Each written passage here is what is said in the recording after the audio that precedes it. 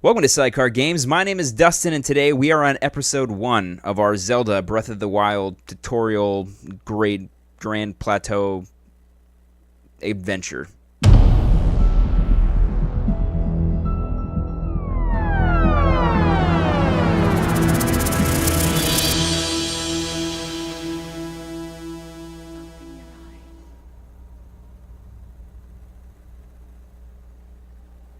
Wake up, Link.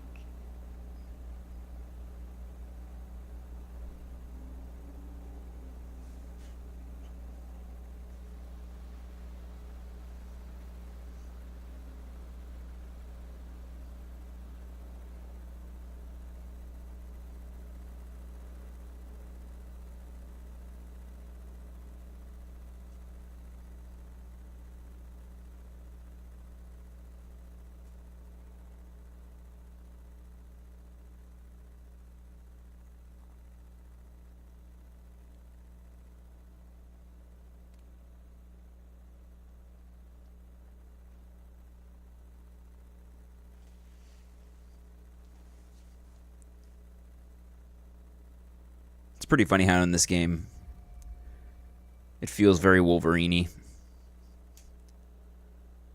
The beginning. That's like a scene straight out of the Wolverine movie. Alright, this is the new Zelda. It is pretty. And you can complain about it not being 1080p or whatever, or not being the most powerful system, but it doesn't matter. It's still the most powerful handheld, so. That is a Sheikah slate. Sheikah slate. Take it. It will help guide you after your long... So really what the Sheikah slate is, I'm pretty sure it's probably the Wii U gamepad. People are saying that it's the switches in the game, but really it was designed for the Wii U. And it definitely looks more like a Wii U gamepad than it does a Switch.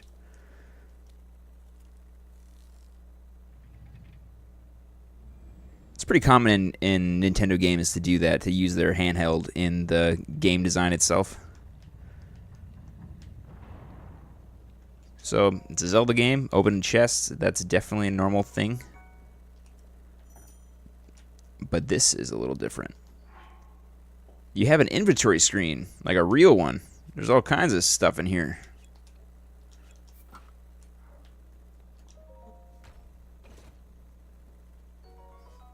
Got an old shirt. Sure, I have to equip that too. So there's a lot of things are different. Jen and I are about, I don't know, only 12 hours into the game. And we're already finding a lot of things are very, very, very, very different. That will show you the way.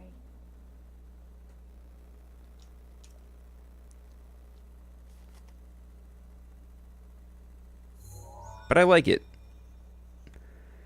There's definitely something missing. It's not as... I think Zelda took a lot of inspiration from old adventure games. And there's not as much of that in here. It's definitely more of an open world game.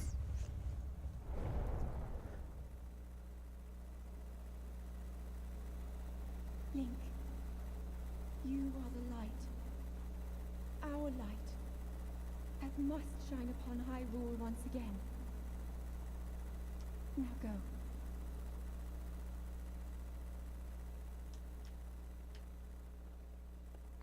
Alright, we can sprint.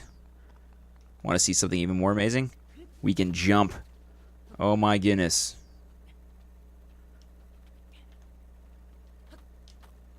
You guys ready for the money shot?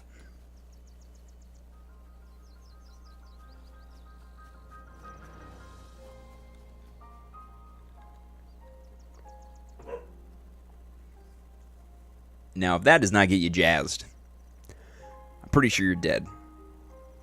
You might want to go to the hospital, talk to a doctor, see if you're a zombie, see what's going on. It is beautiful.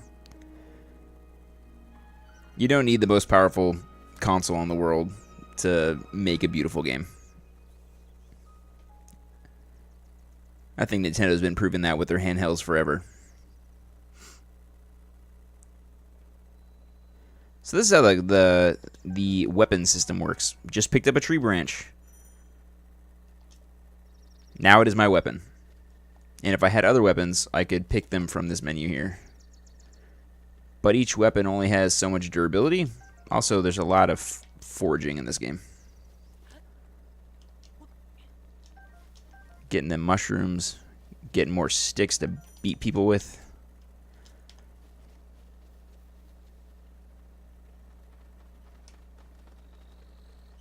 There's a lot of stuff. So also you'll note the stamina bar. From what I can tell, it's mostly just to prevent you from doing things early in the game that you shouldn't be doing. Like you can't climb a humongous cliff because you don't have the stamina to get up it. Or you can't swim across a giant lake because you don't have the stamina. So let me show you something. This is another thing in the game.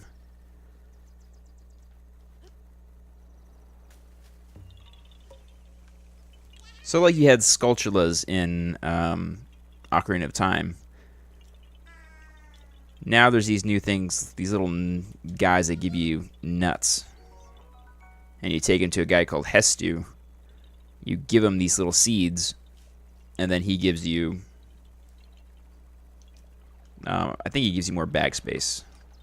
Because like right now I can only carry so many weapons, and you can select, hey, do I want more weapons? Do I want more bows? Do I want more... oh gosh, see, this is where you get into trouble. So if I were to run out of stamina in the water, I would just straight drown. So it's not like in all the other Zelda games where once you know how to swim, you can just swim anywhere.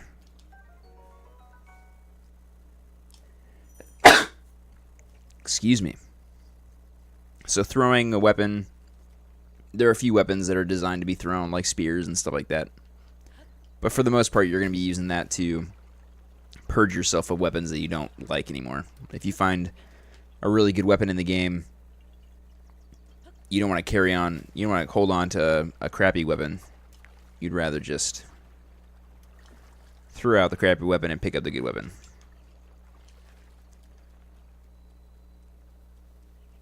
Alright, where should we go here? Thought we had a purpose. I think we're about to find out. Head for the point marked on the map in your Sheikah slate.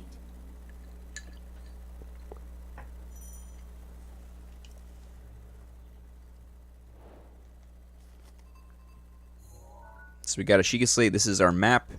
So you can see this is the area we're currently in right now, called the Great Plateau. And this is the world. It's pretty good size. And I'm pretty sure there's more to it than I just showed you. Do I want to hold on to my stick? Oh, I think I'm going to rock the stick for a while. Where is it directing me to go?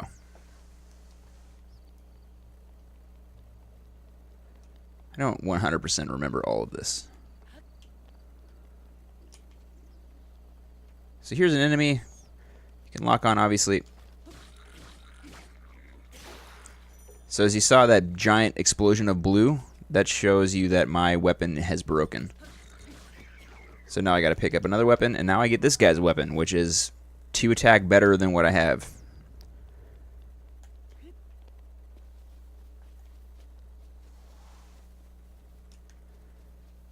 Little villages of bad guys running around.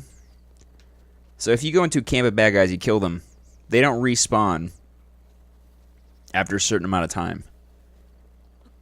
Occasionally, something will happen called a blood moon, which will respawn all the guys in the world. So right now, that's not something we have to worry about. Also, food is everywhere. Food you use to increase your health. Not increase your health permanently, I'm just saying it's like a potion. Is there anything here that I want? I should probably get some apples. Apples are great for healing early on in the game.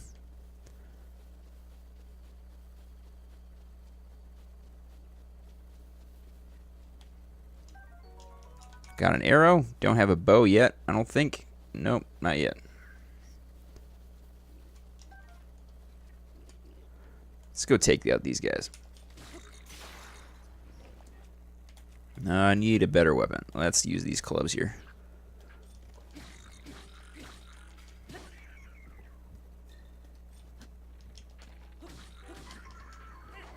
Alrighty. Got my bow. So that's it's pretty standard. There's no, you don't have to hold down L2 to aim. You just hold down R1, and when you release, you fire an arrow. So isn't this odd already? How long would you spend in a normal Zelda game before acquiring, like, the bow?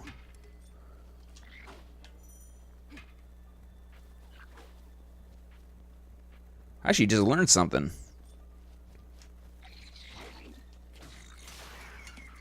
So this is not major spoilers, but later in the game you go to a guy and he kind of teaches you how to dodge people. Very similar to like a parry system from Dark Souls or Salt and Sanctuary. But apparently, I thought they were just telling us that we could do it, but apparently you can't do it until you go there. So that makes me think that a lot more abilities are going to open up later in the game, which excites me. Because I was feeling a little sad about the I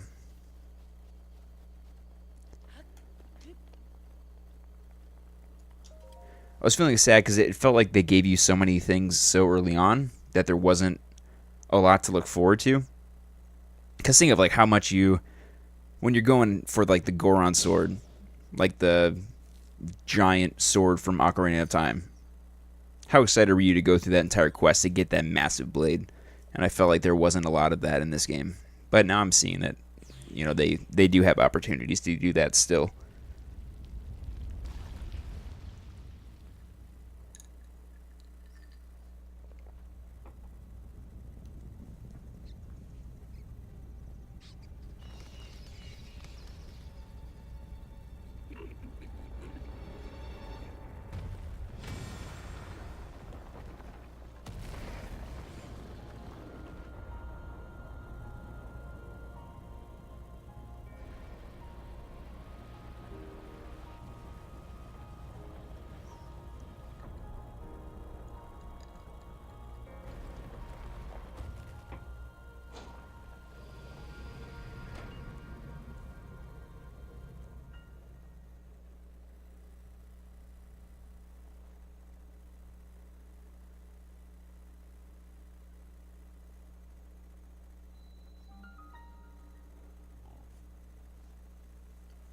So this is the beginning of...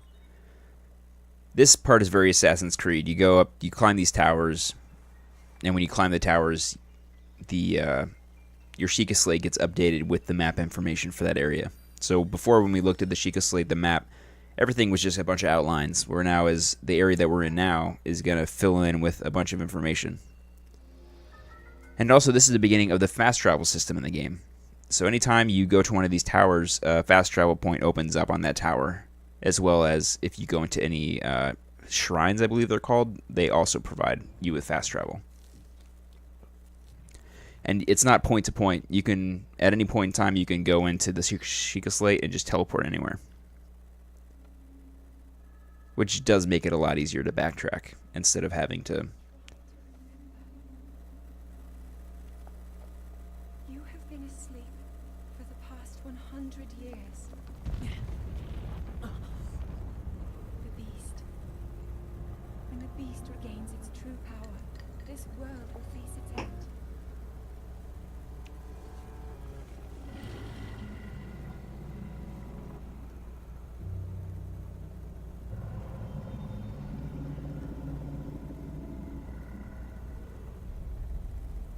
Now then, you must hurry, Link. Before it's too late.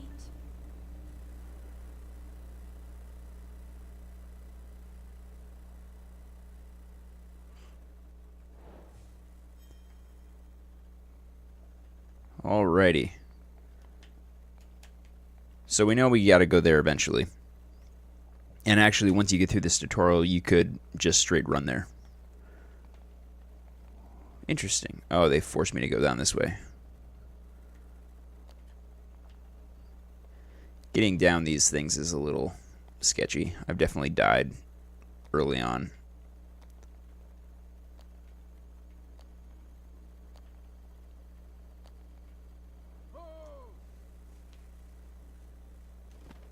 So the whole point of this this tutorial section, and the reason that you're trapped in this area, is because where you are, you're on this Great Plateau, which is much higher than anything else in the landmass. So you need a way to get down, and the only way to get down is this guy has a paraglider that you need, and he kind of sends you on this little, not a fetch a quest, but essentially a fetch quest, to trade for his paraglider so you can make it off the island. There's a lot of little puzzles in the game as well. You'll see kind of what I mean as soon as we start getting the abilities. I didn't know he did that. Oh wow, that jump wastes a ton of stamina. You do get into these situations where you're like, oh, I'm swimming across a lake, and I might die. I might die right here. Yep, didn't have enough. Mistakes were made. Very much like all the other Zeldas, when you die by falling in a pit, they just respawn you back where you were with a little less health. So all these ingredients are picking up mushrooms and other things. They all are for a cooking system, which I think will be covered probably in the next episode.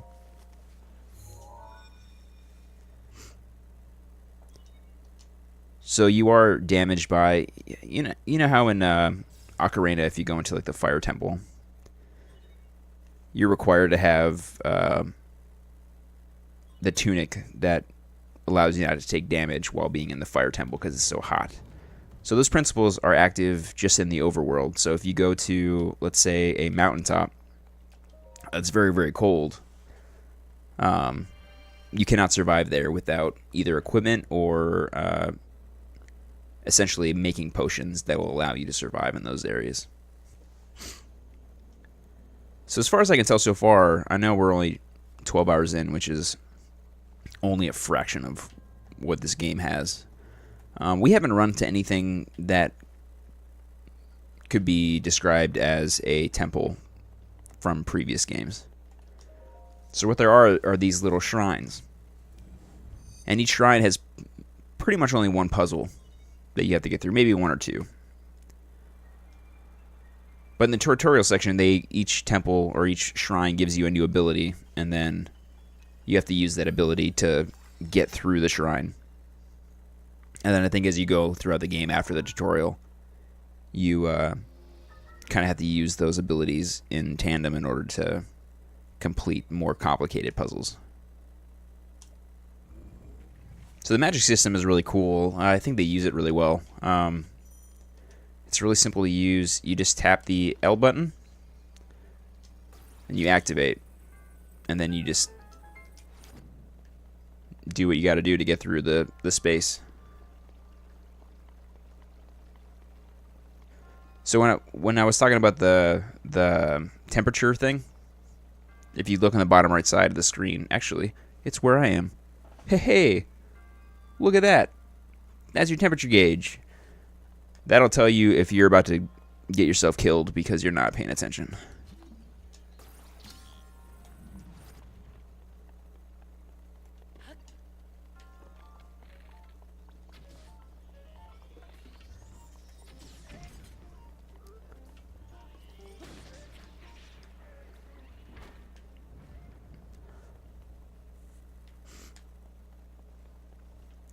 Also, there is something else that's kind of fun.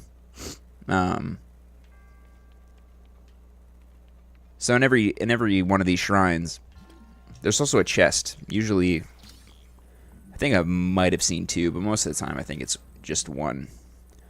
And it's usually in a tricky spot, and you usually have to figure out how to get it and they tend to have really good things. So this one's really easy. You just grab it with your ability and drag it down in front of you.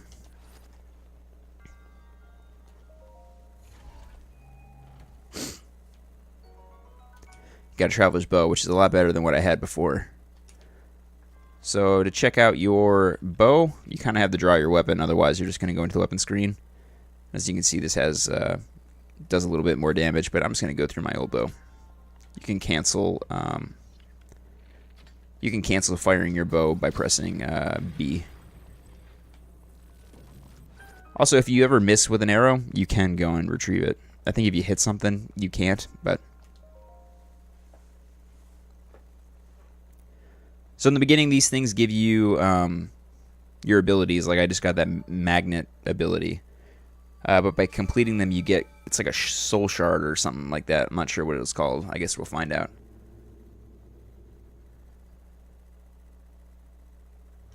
But by getting 4 of the soul shards, so by going to 4 different shrines, you can take those soul shards to a kind of a monument to the goddess, and she'll give you a heart piece.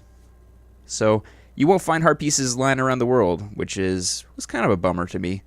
But these puzzles are super fun to go through. But I still like the seeing a wall and being like, hey, I wonder if I blow that wall up, if I'll find something behind it. And then you blow it up and you find a heart piece and you're like, yes.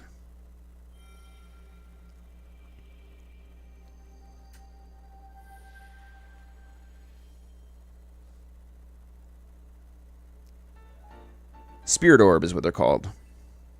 And I have one of them.